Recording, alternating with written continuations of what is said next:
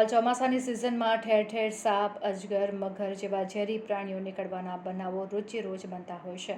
ત્યારે ગઈકાલે મોડી રાત્રે વડોદરાની સેન્ટ્રલ જેલમાં કોબરા સાપ ફરતો નજરે પડ્યો હતો, જેથી સેન્ટ્રલ જેલના સ્ટાફે વડોદરાની વાઇલ્ડ લાઇફ રેસ્ક્યુ ટ્રસ્ટના પ્રેસિડેન્ટ અરવિંદ પવાર પર બુધવારે મોડી રાત્રે 12:15 કલાકની આસપાસ શહેરની સેન્ટ્રલ જેલમાંથી ફોન કરવામાં આવ્યો હતો, જેથી સંસ્થાના પ્રેસિડેન્ટ અરવિંદ પવારે પોતાના વોલિયન્ટરને સેન્ટ્રલ જેલ ખાતે મોકલ્યા હતા, જ્યાં વોલિયન્ટરે જઈને તપાસ કરતા ઝેરી સાપ કોબરા હોવાનું જણાઈ આવ્યું હતું, જેને ભારે જહેમત બાદ રાત્રે જ રેસ્ક્યુ કરી સહી સલામત રીતે વન વિભાગને સોંપવામાં આવ્યો હતો.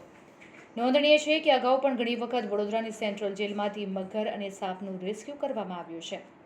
વડોદરાની સેન્ટ્રલ જેલ વિશ્વામિત્રીની પાસે હોવાથી ઘણી વખત મગર અને સરીસૃપો આવી જવાની ઘટનાથી જેલનો સ્ટાફ અને કેદીઓ પણ ભયના ઓથા હેઠળ રહેતા હોવાનું જાણવા મળી રહ્યું છે. નમસ્કાર દર્શક મિત્રો, હું વાઇલ્ડ લાઇફ રેસ્ક્યુ ટ્રસ્ટમાંથી અજ્જુ પઠાણ. આજરોજ અમારા હેલ્પલાઇન નંબર પર કોલ આવ્યો હતો અરવિંદભાઈ પવારની ઉપર કે સેન્ટ્રલ જેલની અંદર એક સાપ નીકળ્યો છે. તે મેસેજ મળતાની સાથે મેં અહીંયા આવીને જોયું તો એક કોબરા સાપ હતો.